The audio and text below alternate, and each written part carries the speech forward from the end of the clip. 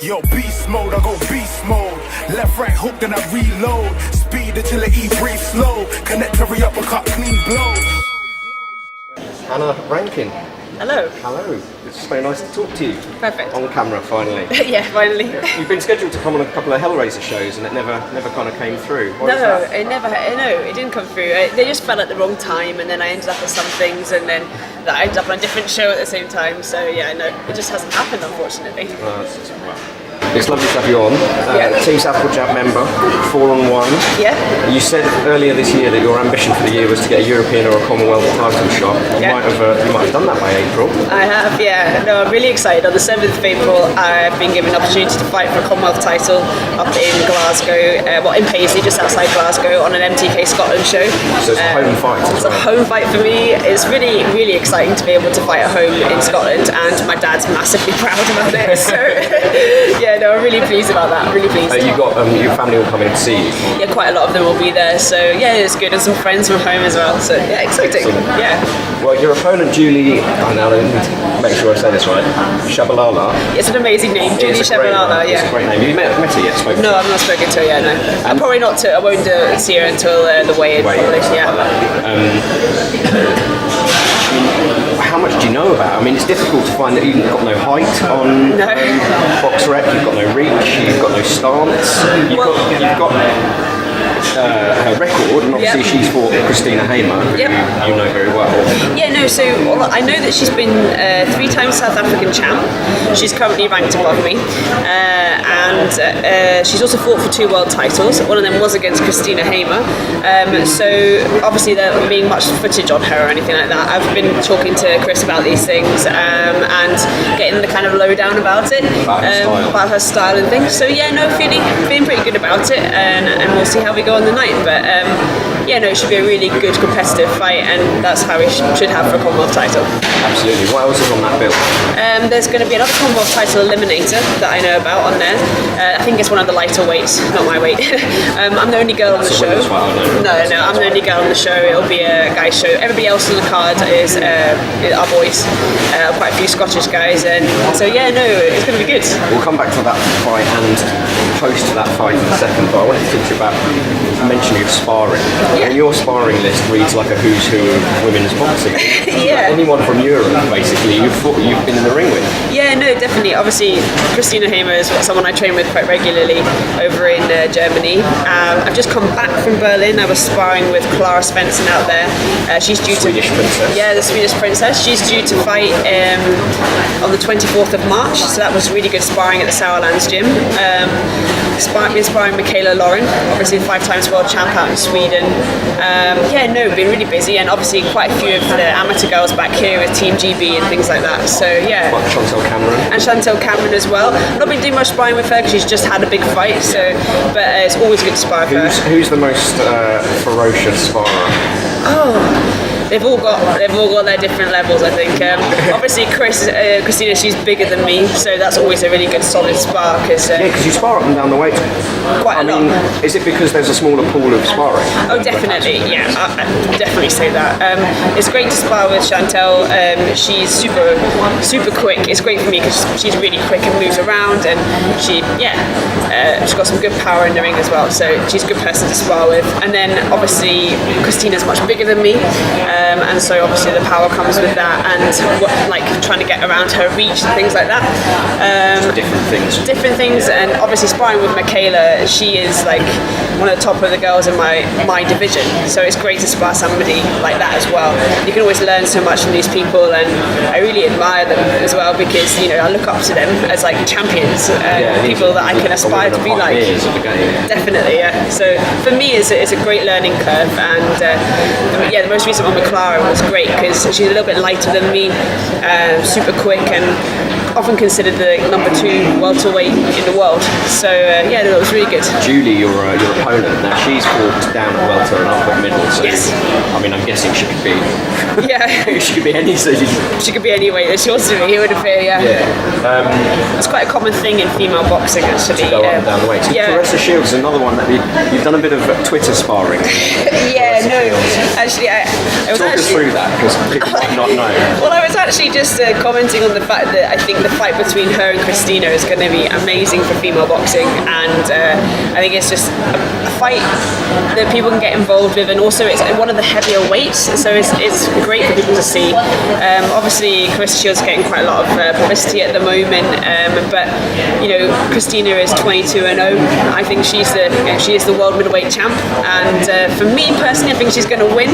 I said so on Twitter. Claressa took it personally, like I don't know, insulted her or something, and offered me out effectively because I said I was her main training partner, and she said, oh well, and I said to her, if you come down to 154, I'm going to be there, so I'll be up for it. Why not?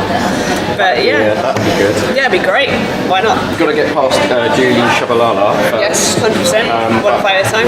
Yeah, I was going to say, are you looking past that or not at all? Not really, no. For me, this is my biggest fight to date.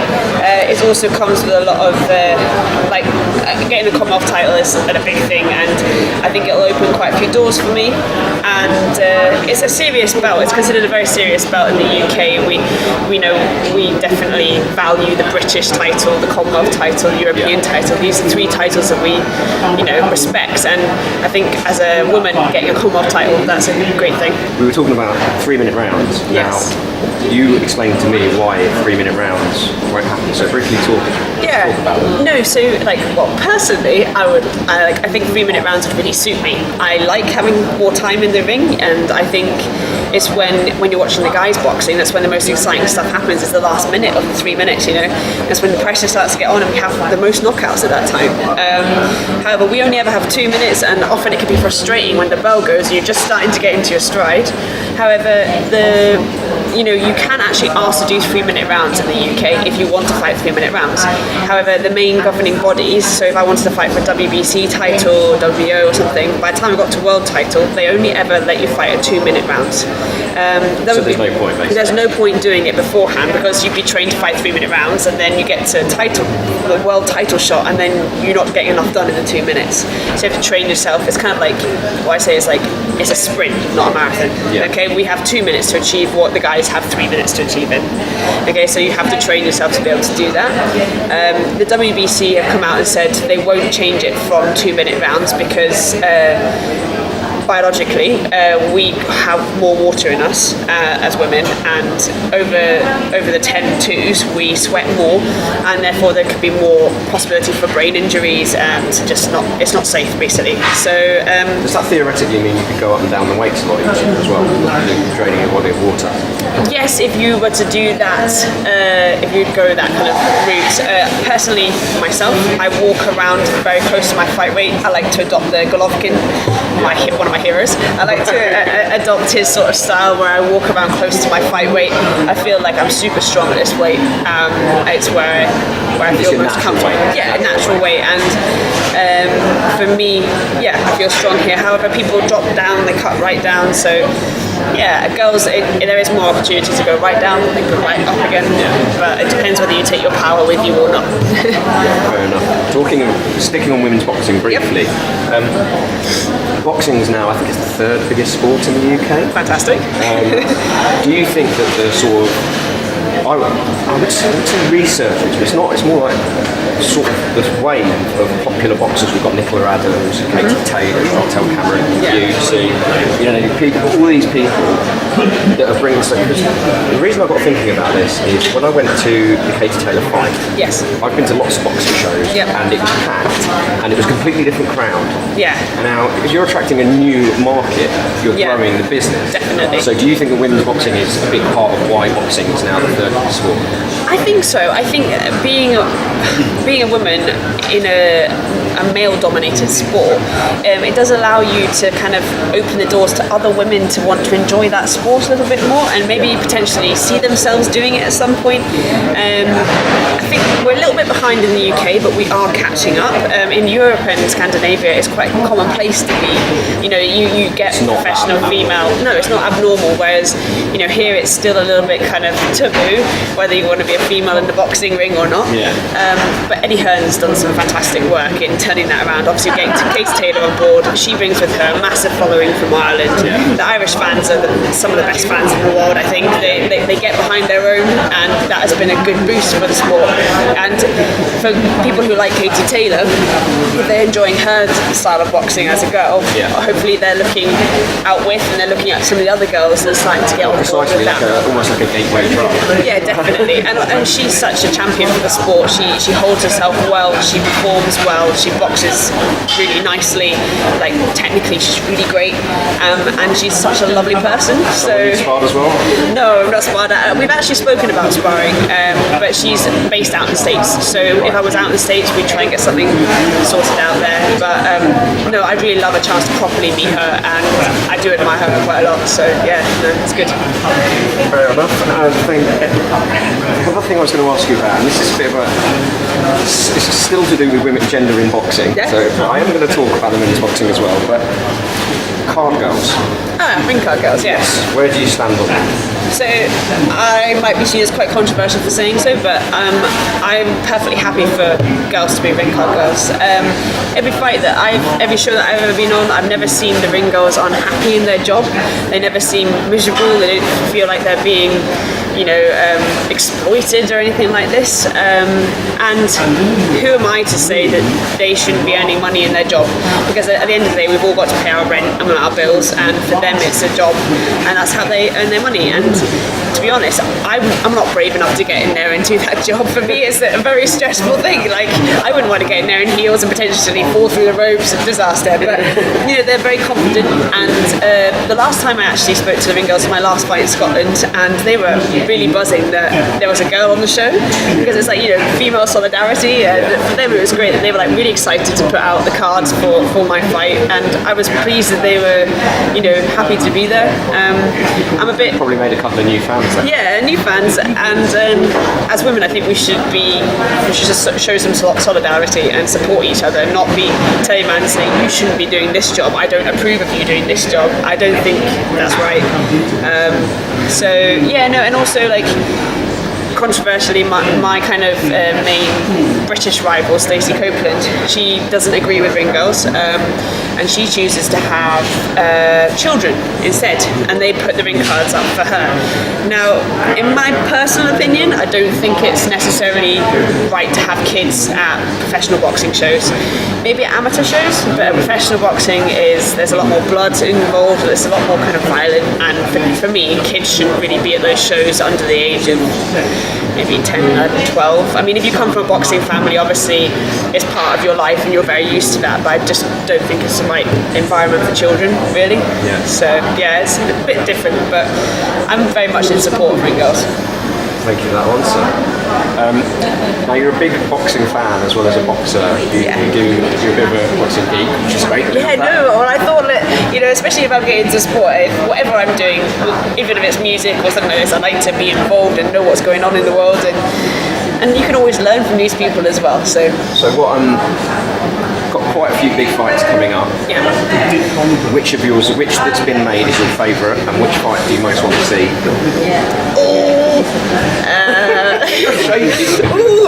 I don't know. There's quite a few really, really good ones coming up. I think Linares and Lomachenko. I think that's going to be a fight. I mean, I love Linares. Has it been made yet? Well, I don't know if it is made. It's going to be like it's going to be great. So that's a dream fight. That's what about a dream the one. Ones that are coming up? Which one? So Golovkin versus Canelo. Oh yes, all over that one. I cannot wait for that. Obviously, as you've heard, massive Triple G fan. Yeah. Someone who I just love. You won the first one? Yes, definitely. Think he wins the second? 100%. 100% think he wins the second. Whether or not Canelo, for all the drugs problems recently and everything like this, so I still think he's tested. By the way, to come out today that we should probably specify. He only failed that one test. It was trace amounts, and he's done clean tests since. Yeah, fantastic, and that's great. And obviously, I was gutted when I heard that the first time, because I really admire Canelo as a boxer as well, and he's just he's a good inspiration for young boxers coming up and trying to get somewhere. But that fight is a dream fight. Him and Canelo, Triple G, they're amazing. What about in the heavyweight division? So I think I'm looking forward to the Dylan White fight, actually. Do you think he wins? I think it's going to be a good fight, and I want him to win. I think he wins it. He's his gym mate as well. Yeah, of course, yeah.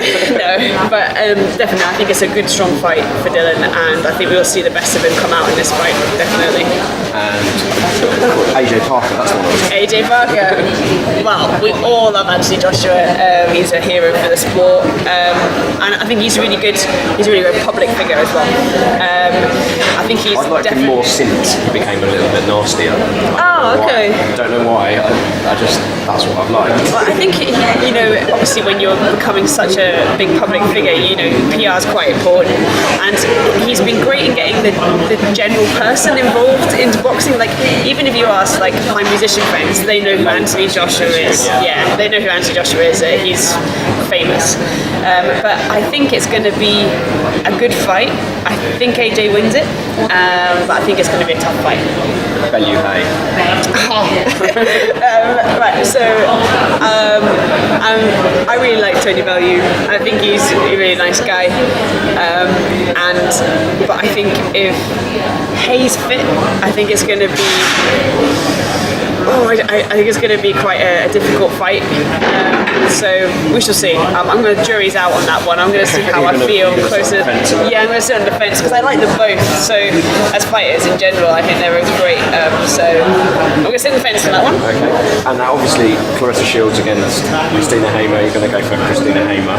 100%. And is that your dream fight in the women's game? Definitely. For Katie me, Taylor versus Chantel Cameron. Oh well, okay. I'll take it from being a super welterweight and being one of like the heavier weights, shall we say. Being a woman and talking about being a heavier weight is not something I ever thought I'd be saying, but I'm in the heavier weights. For the heavier divisions, the Christina Hamer Claressa Shields fight is the dream fight. I think I still stand by what I say. I think Christina beats her, and I'm not changing my opinion on that one. No matter how much Twitter abuse you get. No matter how much abuse I get, and that's not just because I'm her training partner. I've assessed what I think her technical abilities are. What about your dream fight for you? For me? Yes. Okay, for me, I think my dream fight.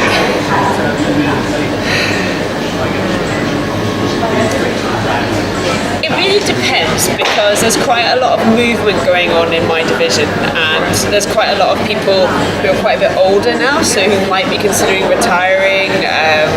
So I think it'll change quite a lot over the year, and I think once we know where things are sitting, obviously the girl that's at the top of my weight division is Hannah Gabriels. She's a great boxer, and someone I'd obviously love a chance to fight against, but she's sitting at the top right now. I think we'll have to wait and see over the next year what happens because there's quite a lot of movement. So you've got Julie Tshabalala, April 7th, Paisley, Scotland. Yes.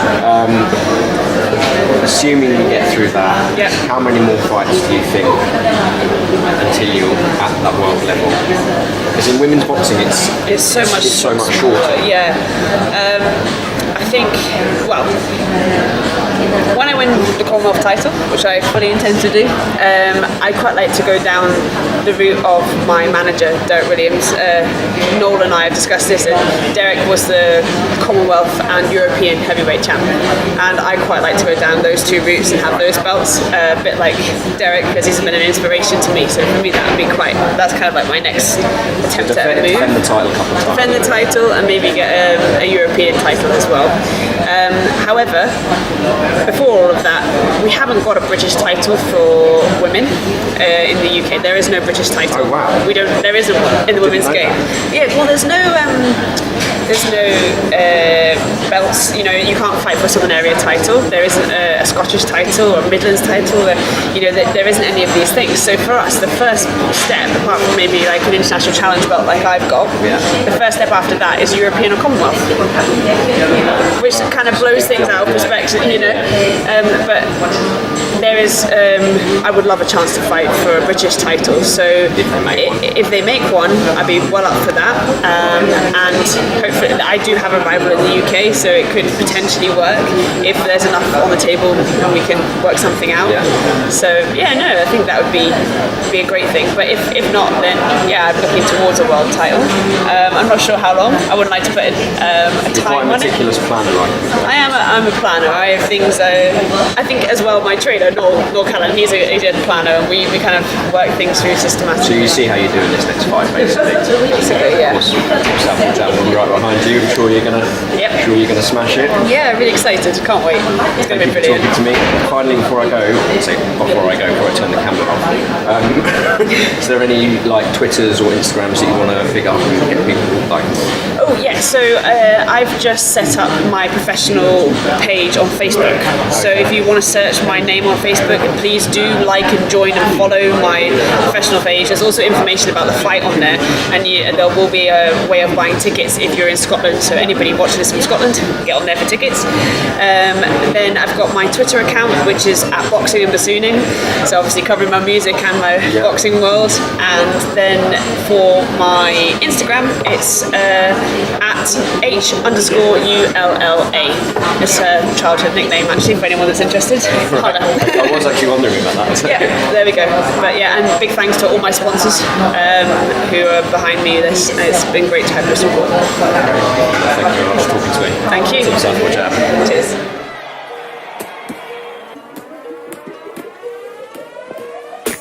Yo, beast mode, I go beast mode. Left, right hook, then I reload. Speed, agility, breathe slow. Connect every uppercut, clean blow.